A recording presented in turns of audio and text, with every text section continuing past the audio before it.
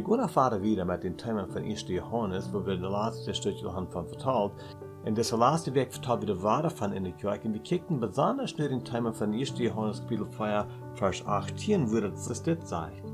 Wir brauchen uns nicht fürchten vor einen, der uns wirklich gut ist. So als er uns rein gut ist, merkt alle Angst in uns unneidig. Wer sich noch fürchten der, indem es der Leib noch nicht tüßig geworden, wird fürchten, der einer sich findet Ruf. In anderen Wegen gesagt, er sagt hier so, dass wir als Christen, wir dürfen das nicht fürchten. Fürchten ist für uns uneinig, aber Menschen dürfen sich noch einmal sehr fürchten von der. Worum fürchten sie sich? Well, du sind viele Ursachen, als die denken an die Vergangenheit. Vielleicht haben die irgendwas Sinn getan, was sie noch nicht bekannt haben Angst, wenn die wieder was utfängt, und dort merkt er Angst. So, der erste Part von der Vergangenheit. Vielleicht wollte er nicht abgerimmt hast, wie ich wollte. Aber erst wenn das so, dass er sich von der, für diese Jenwood, wo wir über wohnen, dass er sich für das von der fürchten darf. In manchen ihr persönlichen Leben haben die für Angst. Die denken, vielleicht sind die nicht eine gut genug Mama gewesen. Vielleicht denken die, dass die weiten nicht gekriegt werden, ihre Kinder abzutragen, dass die den Haaren nur fallen tun. Oder vielleicht haben die Angst, was Menschen von ihnen denken.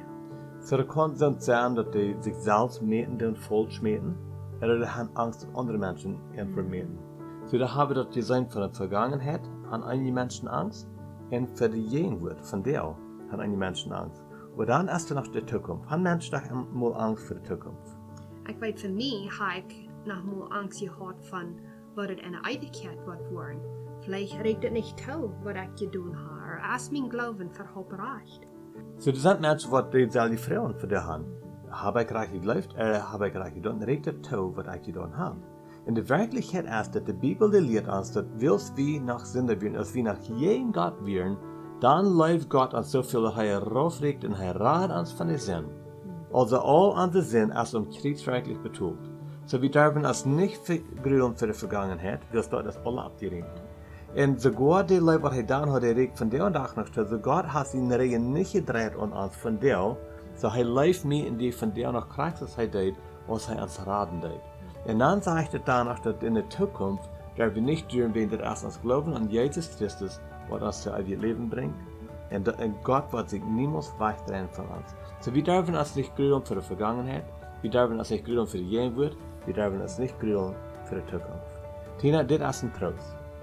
Ein großer Trost, wenn einer dort futen kann. Also für dich als Zuhörer möchte ich sagen, ich hoffe, dass du findest Trost in das.